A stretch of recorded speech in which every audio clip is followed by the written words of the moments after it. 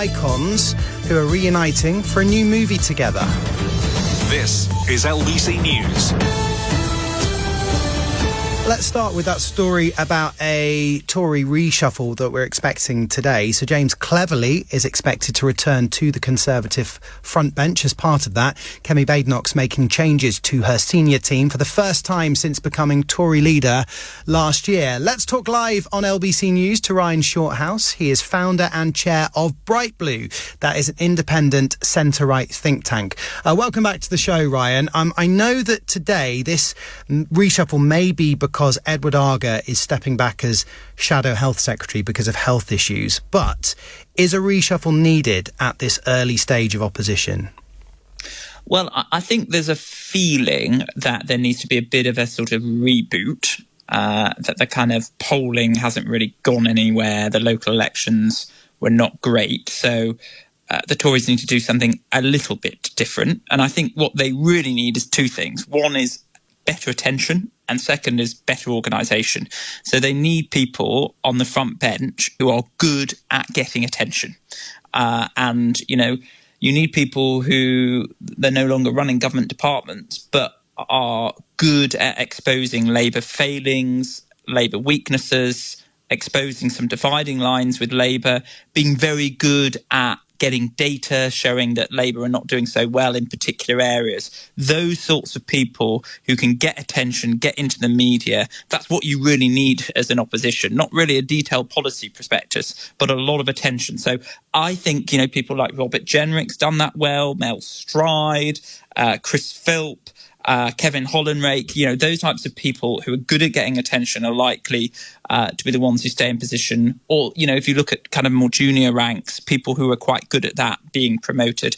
The second thing, just quickly on organisation, you know, the Conservative Party very badly bruised from the election defeat last year. You need some, you know, CCHQ has been massively cut, not least because of funding issues.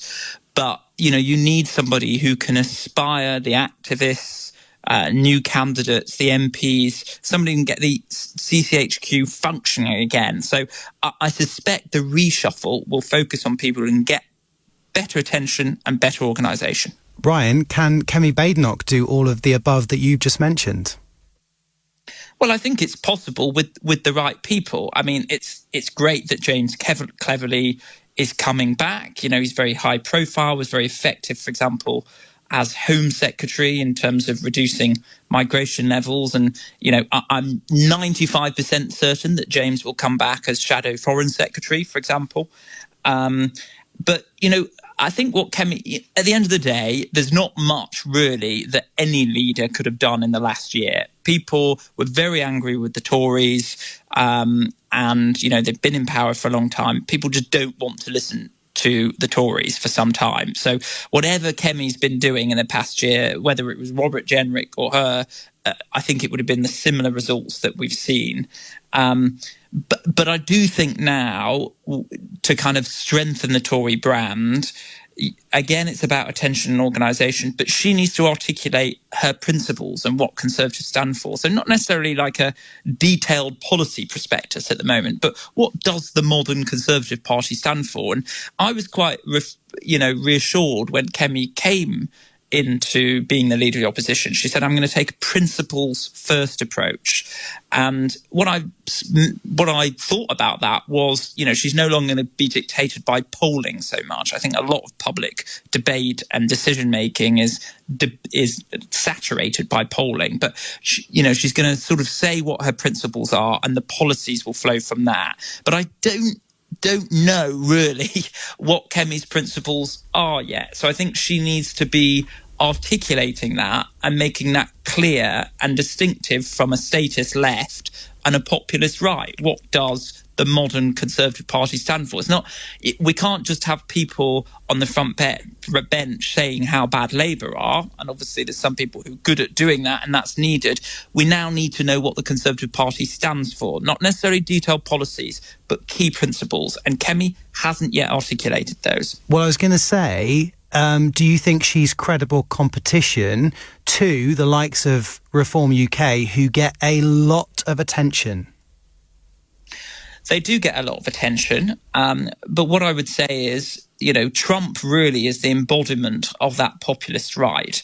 And there are other Western countries, particularly in the Anglosphere, Canada and Australia, where you've seen quite recently the parties that are associated most closely with Trump, they were mainstream centre-right parties, to be honest, suffered quite badly in recent elections. So actually, it's very important that reform are depicted by the Conservative Party to represent that sort of Trumpist, populist right approach, and the Conservative Party to be different from that. I think that's really important, that it's not just about, campaigning, slogans, kind of being angry about stuff, but actually coming up with credible policies based on very key principles. So I think, yes, reform are getting a lot of attention, but I think how the Conservatives can break through is looking like they're coming up with sensible ideas based on consistent principles. I mean, Bright Blue, we've talked about the 10 C's that centre-right parties like the Conservative Party should stand for, like country, capitalism, competence, contribution, community, civility, care, children, conservation, copiousness. Maybe all those 10 wouldn't kind of fall naturally on the doorstep, but having clear principles which the Conservative Party stands for, and they're aligned with the British public, I think is really important. And I think the other thing to say about reform is, they're now running councils. So they are going to be held to account. So it's no longer good enough them just sort of talking and saying how bad things are. They're actually in charge of some things, and therefore they'll be put to the test, and the public will obviously therefore be able to make an assessment of how good they are at running things, not just how good they are at saying things. Yeah, well, we're going to talk about that in just 1 minute. I just want to get your final one-liner from you, Ryan, because at the last PMQs, Kemi gave Sir Keir Starmer an end-of-term report. What is your end-of-term report, your one-line summary for Kemi Badenoch in the near year that she's been opposition leader? Nothing much she could do, but now she has to say what her principles are and separate from the statist left and the populist right. There we go. Thank you very much, Ryan. Great to talk to you as always. That's Ryan Shorthouse, founder and chair of Bright Blue. That is an independent centre-right think tank. Ryan was talking there about Reform UK running councils now, and that leads me very nicely onto our next story because, as we've been telling you,